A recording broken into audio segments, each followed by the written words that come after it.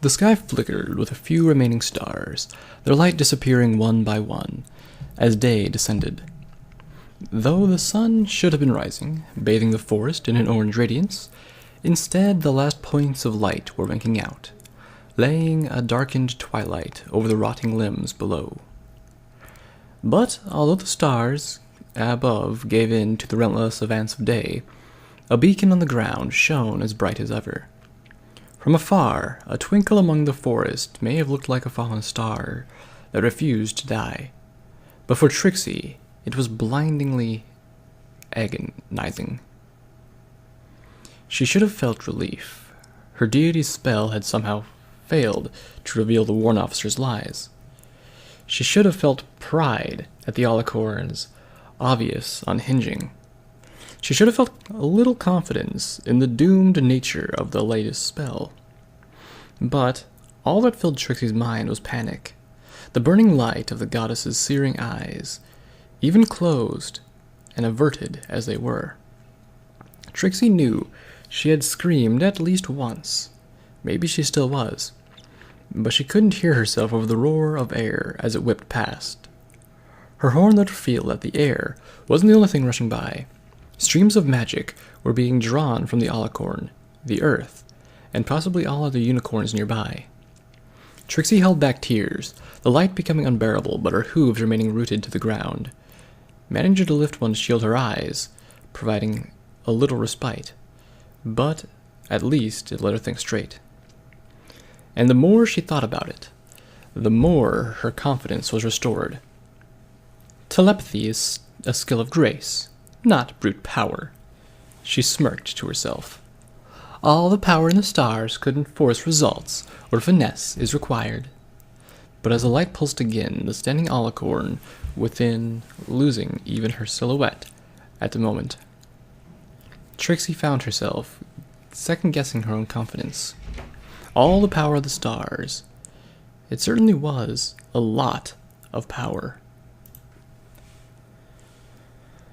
Nightmare Moon's entire existence was pain. Her muscles strained to their limits to keep the force within her contained. Her mind reeled from the impossibility of the situation. She could feel the vibration in her jaw from her molars grinding together, but the sound was drowned out by the roaring hum of the spell. We were supposed to rule together. How could you do this? Memories flooded to the top of her consciousness, the magic within her making the voices sound real, thumbing in time with the spell's energy. Even with her eyes shut tight, she could see her sister's face looking at her pitifully, the white face wet with tears. She could see her own hoof raised desperately from the ground as she begged for mercy, could see the white Alicorn's horn glow, and could feel the cold creep into her bones. And she could see Rainbow Dash, once a threat to her return, now broken and defeated on the grass, sacrificing herself for her friends, even if it was too late to matter. Such courage, such loyalty. Luna gasped for air as she pulled her mane back in, panting heavily at the exertion from the fight. Below her, the Cyan Pegasus lay, defeated and unconscious.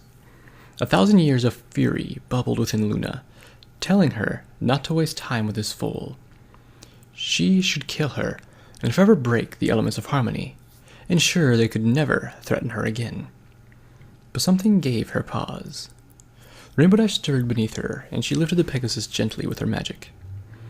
Arranging a bed of fallen leaves on top of the wet grass, Luna scowled as she made up her mind. The Pegasus's actions were intriguing, that was all, and Luna was simply curious. How could she care so deeply about another pony? Why was she willing to die for fillies she cared nothing for? She would have her answers, she resolved.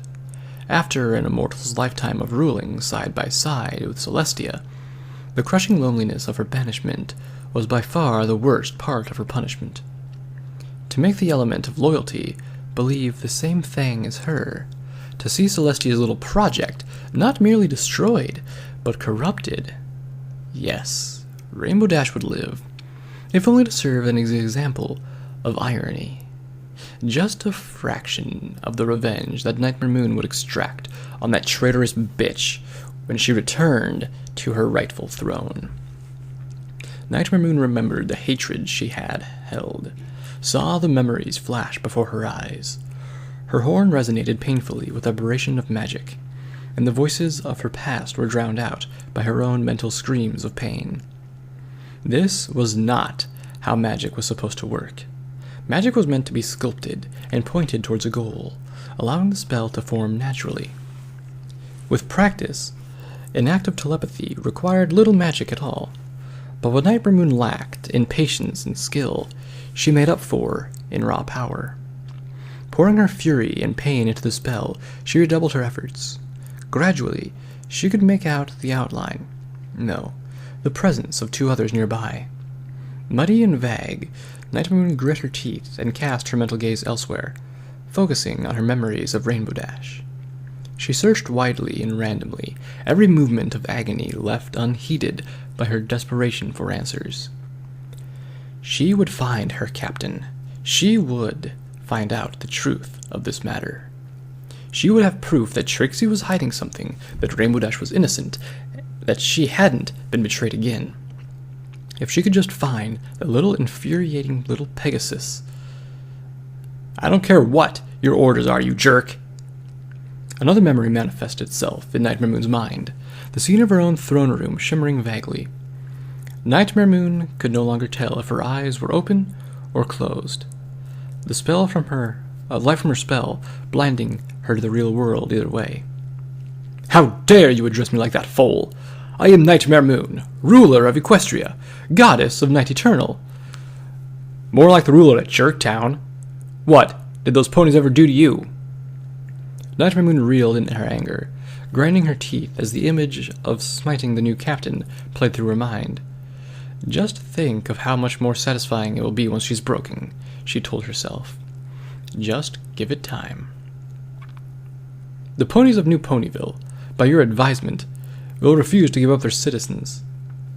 When you drop in today to give them an ultimatum, I want you to prepare to meet out justice for their impending crimes."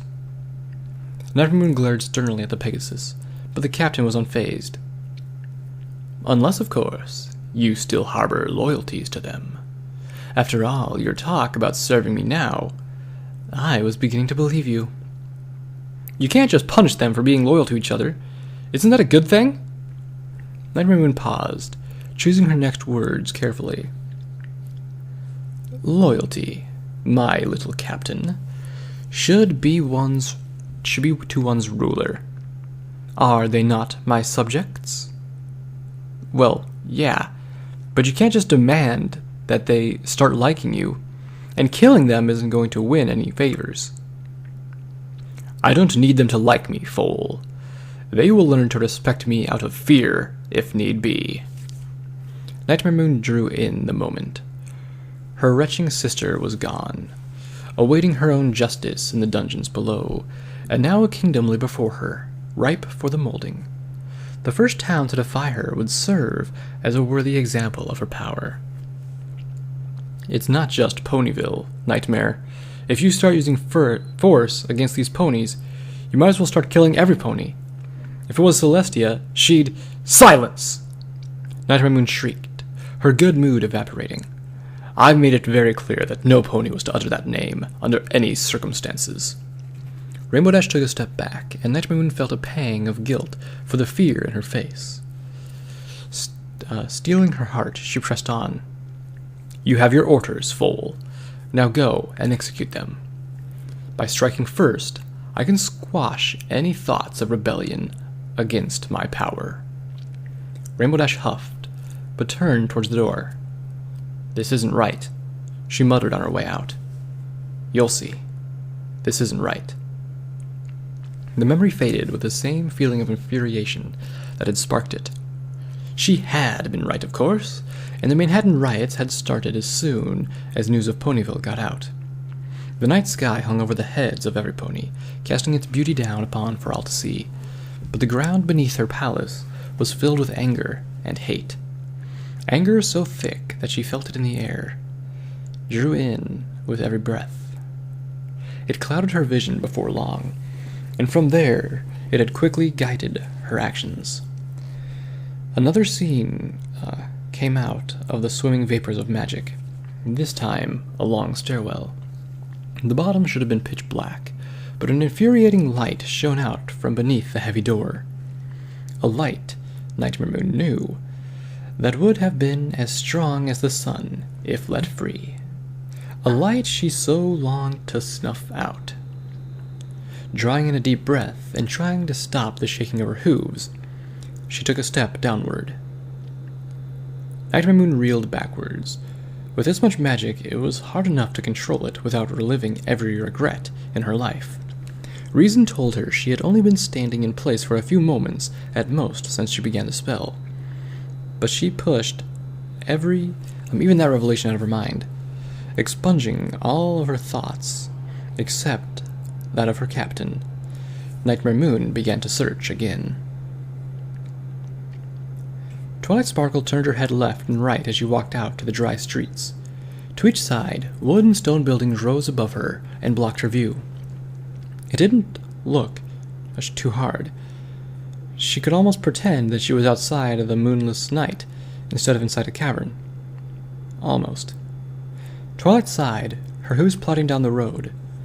Technically, her house was only a few minutes from the town center at most, but it had been almost 20, and she was still walking. She hadn't seen another pony outside yet, and she was perfectly fine with that. They gave her time to think about what she would say. Would she let them down gently? No, she needed the town to hate Rarity if they were going to get her out of power. That meant she would have to rile them up first, get them angry, make them want to hurt some pony. Then she would tell them about the resistance, give them a target, and let the rest play out. It was also logical. The perfect plan to dispose the leaders. They'd probably die, of course, but what did she care? They weren't her friends, after all. Twilight stopped walking and turned her back against a wall, slumping down into the dirt. It shouldn't have come to this, she muttered to herself, her head reeling too much for any mental thought to be heard. Maybe if I had been a little more understanding, we could have all compromised. That would have been better than this. Anything would have been better than this. Twilight looked down at her hooves, splayed before her, eyes blinking dryly. A few days ago, the mere thought of what she was about to do would have made her cry, but now it seemed cold and obvious. This is where she was, and this was what had to be done.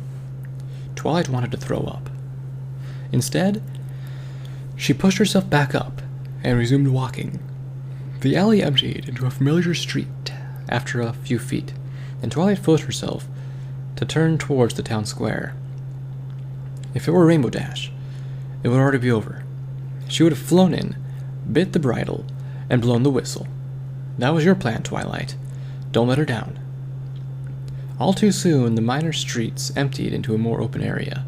Empty shop carts and discarded litter were the only obstacles between Twilight and Rarity's office now, besides the thronging mass of ponies in front of the double doors. Twilight halted. She had been so mixed up in her thoughts that she hadn't even noticed the growing noise as she drew closer. Ahead of her, easily 24 ponies crowded around the entrance to Rarity's office, the door to which had been hastily fixed and boarded up.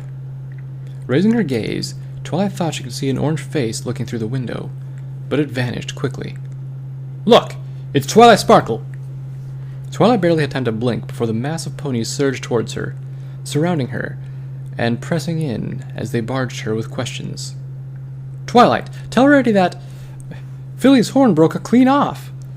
Can't find him anywhere. Please, savagely attacked. Demand compensation." Head spinning, Twilight tried to push her way clear of the group. For every pony she shoved aside, however, another took its place. Every colt and filly tried to yell above the other, vying for her attention and deafening her to every pony else. "Enough!" she yelled at last, wishing she had some magic to shove them back with. The voices of those ponies around her quieted, but didn't silence as they muttered to each other. She pushed a few ponies back roughly until she had enough space to breathe, and gasped raggedly as she looked around the group. "Now, what is the meaning of all this? One at a time, please," she added, as every pony began to speak at once. Twilight, please. We've been out here all day trying to get an audience with the mayor, but she hasn't come down at all. Applejack came out and told us to all go back to our homes, but all she's done since then is stay inside as well." Twilight looked at the terrified filly, a small blue colt hiding under her wing. Shooting another glance towards the second story, she found it was still empty. The ponies began murmuring around her again, their voices quickly building before Twilight moved her hooves to shush them all. "Look, every pony, stay calm. I can go in and—" A thought halted Twilight's voice, and the sick stomach returned to her. "These ponies are terrified and confused already. Do I really want to calm them down?" She looked around at their dust-smeared faces, torches along the wall of the buildings revealing the confusion in their eyes. Slowly, Twilight raised a hoof and pointed towards a random colt. "You," she said flatly. "Why are you here?" Looking to each side, the colt cleared his throat. "Me? I came up here after the food shops closed. My little girl hasn't had anything to eat in almost 2 days." Moving her hoof slightly, Twilight's voice rang out. "You." "Oh, we don't know what to do about little Daffodil. She looks sick, but the hospital is full." "You." "My poor lad never woke up after Trixie's spell. Applejack nearly caved his head in. I don't know what's worse, seeing him barely breathing, or the screaming." Twilight moved down the line, barely listening to the ponies' stories. They consisted of 100 problems, most of them Rarity's fault. The ponies that had been weathering the silence. They had come here for answers, for hope of their leaders, and they had been turned away. How easy it would be to turn their fear into anger. Twilight's gut churned, and she swallowed hard as the ponies continued giving their stories. It was also clear to her. Her path was obvious. All she had to do was tell them the truth they deserved to know, and they would turn towards the ponies that damned them all. It would be a bloodbath, but more importantly, it would mean hope. Twilight caught herself, the word echoing in her mind. If Rarity and Applejack had both done what they had for hope, would she be any better than them? Celestia. She was killing them as surely as Rarity killed the lieutenant. Her hoof neared the end of the line of ponies, and Twilight could see the look in their eyes. Rarity's name was mentioned more than a few times, and Applejack's wasn't uncommon in the complaints either. They were beginning to get the picture, even without Twilight's help. "I can't afford to back down now," she told herself as her hoof flicked to the next pony. If Rarity and Applejack refuse to see reason, then the only hope lies in letting some pony else lead. If these ponies are going to survive, these two need to answer for what they've done. Rainbow Dash held her hoof steady, or tried to, as the captain looked up from her bed. Dash wanted to chew her out for what she had done, but she bit her tongue and held her hoof forward.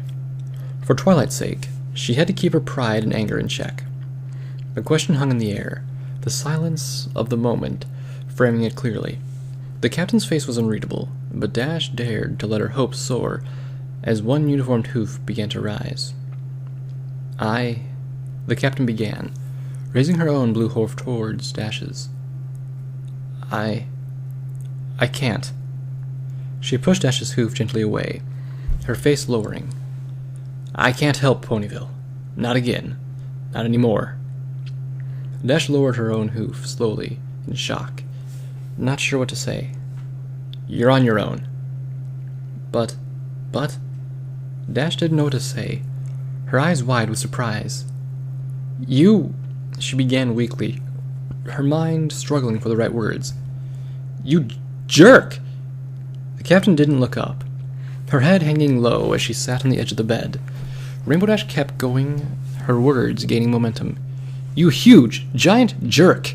I came in, heard your nonsense about loyalty, and gave you a chance to make amends. And you still have your head so far up your own plot that you can't see reason? What in Celestia's name could you possibly owe Nightmare Moon that's worth even trying to save your friends?" "Loyalty," the captain stated. That's just... Ugh! Rainbow Dash threw her hooves up in frustration, her wings shooting out, catching her balance. You know what? Screw this. Screw you. Screw this world. And screw loyalty. The captain raised her gaze, and Dash caught the confusion in her eyes. Oh yeah, you heard me. I said, screw loyalty. 'Cause you know what?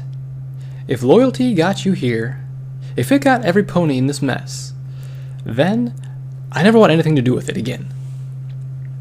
But we're the element of loyalty. Isn't that the point? Don't act like you're better than me when all of a sudden, because I took my element one step further than you. One step too far. Don't you get it, you fool? Dash caught the slip of her tongue as she used the captain's own insult, but pressed on. And that's the same mistake every pony made. You all took your elements of harmony past common sense and right into Crazy Town.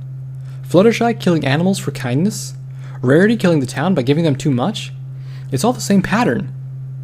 Dash huffed, exasperated, as the captain stood. So what? I'm supposed to only believe in my beliefs when it suits me? What's the point in having them then? Her voice was defiant, but shaky. Yeah, whatever. Believe what you want, whenever you want. Dash turned towards the door, waving a hoof over her shoulder. I'm done with you and your stupid philosophies. I've got more practical things to worry about, like not letting every pony die. So now what? The captain called out jeeringly. You're just gonna abandon everything you ever stood for, and then walk away like the bigger pony? You make me sick. Dash slowed, the door in front of her filling her vision. Eyes closing as she took a deep breath. She barely held herself back from turning around and lashing out at the other Pegasus. You know, one time, me and my friends went to visit Apollosa. She called out. She recalled the memory, as much as to distract herself from the anger as to make a point. When we got there, we found that the local town had gotten into a big dispute of land with a herd of buffalo nearby. And you know whose side I took? The buffaloes.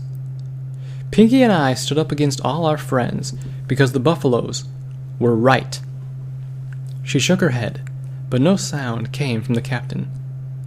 You can talk about your morals and stuff all you want, but at the end of the day, it doesn't matter how loyal you are if you're loyal to the wrong cause. The captain snarled something in response, but Dash wasn't listening. She knew that the captain just wanted to get the last word in. After all, she was the same way. She hated that about herself. The captain was still speaking, but quieted at the sound of a rattling noise. Dash belatedly realized it was the doorknob, and looked blankly at her hoof on the door before realizing she wasn't the one turning it. Stepping backwards, her eyes widened as the door swung open. In his mouth, Big Mac held the keyring to unlock the door, his eyes doing their best to apologize to Dash for the white unicorn standing behind him. In the blazing white eyes of Nightmare Moon, all of New Ponyville shone like a city in the distance. 100 tiny flames flickering inside a vaguely shimmering mountain. But Nightmare Moon could no more stop to look than she could to stop the memories welling up. 1,000 moments replayed before her eyes, each flashing by a little faster than the last. Having long since given up on squashing them, she grabbed desperately at each one that included her query. She could feel herself getting closer to a way she couldn't explain, and her mental gaze searched rapidly as she was pulled formlessly along. The lights flit by below her, passing the dozens. Small flashes of recognition sparked as she passed overhead, little lights shining over the facets of a gem as it turned. Each part, surprise, triumph. Nightmare Moon realized she was looking at ponies, or at least parts of them. Her spell was taking her consciousness over theirs, looking for Rainbow Dash and finding instead the memories of these ponies, their ghostly forms wandering aimlessly and unseeingly about their daily lives. Night Moon's gut churned in confusion. How did so many ponies know of her captain's true face? No pony except her knew that Rainbow Dash hadn't died months ago, and her memory should have been buried along with her loved ones that were lost. Why did nigh every pony in here have her in mind? Distracted by her own thought, Night Moon looked up at the ghostly forms below her. She couldn't place when it happened, but now she was amidst the city of lights she had seen from a distance moments ago. As she skimmed over the far faster than any pony could fly, she pried into the darkness surrounding her. The cerebral world was vague and gloomy, even in the light below. But was that the stalactite that just went by? Another, there. She was in a cavern, a gigantic cavern filled with ponies.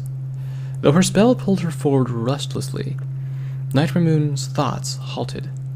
A cavern filled with ponies, exactly where Trixie reported the rebel base to be. And they all had their captain in their recent memories. No. Night Moon soothed herself. That serpent couldn't have been telling the truth. Could she? Soundlessly, but suddenly, the pony-shaped flames of the town were purged from her sight by a beacon of light. She couldn't feel any motion, but she saw the world stretch around her as she was pulled forward. The glow of her captain's mind was matched only by the brilliance Night Moon emanated in Trixie's tent, equally twice that of other ponies, and with a cry of victory she collided with the Shadowbolt's mind. The pain around her ceased as normal light began to fill her sight, but any sound she should have heard was drowned out by a loud, blaring static.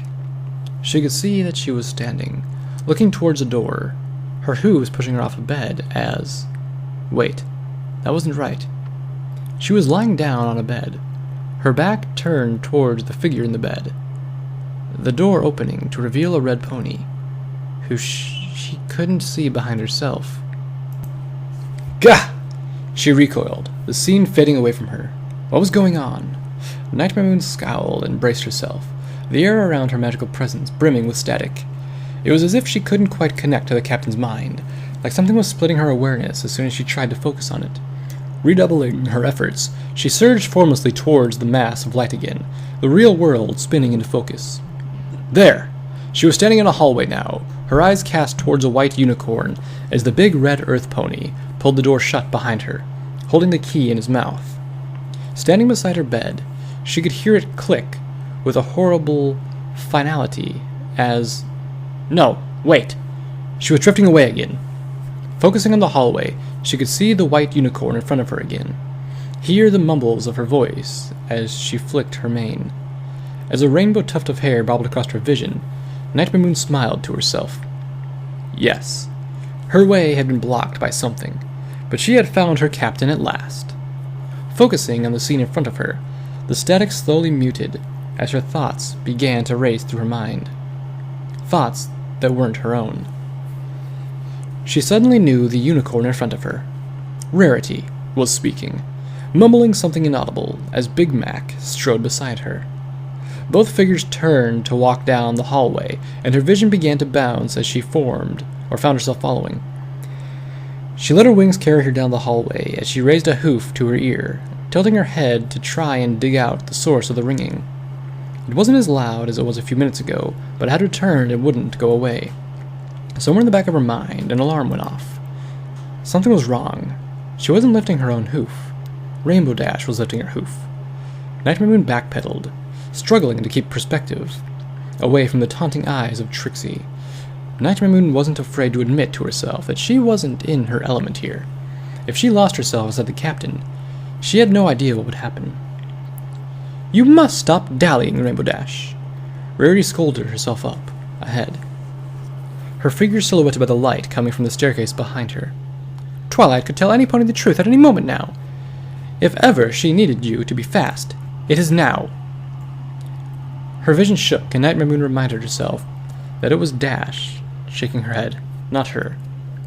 But she could hear Dash mentally scolding herself, wordlessly astonishing her sluggishness. I know, I'm sorry.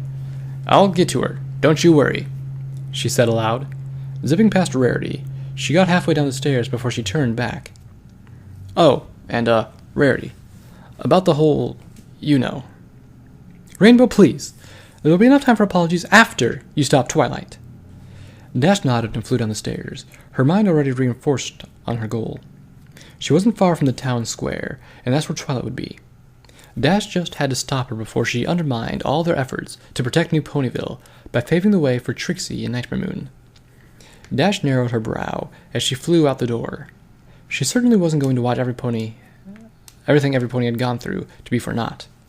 As Dash flew towards the cavern ceiling, she didn't notice the sound of static had been replaced by the sound of racing wind.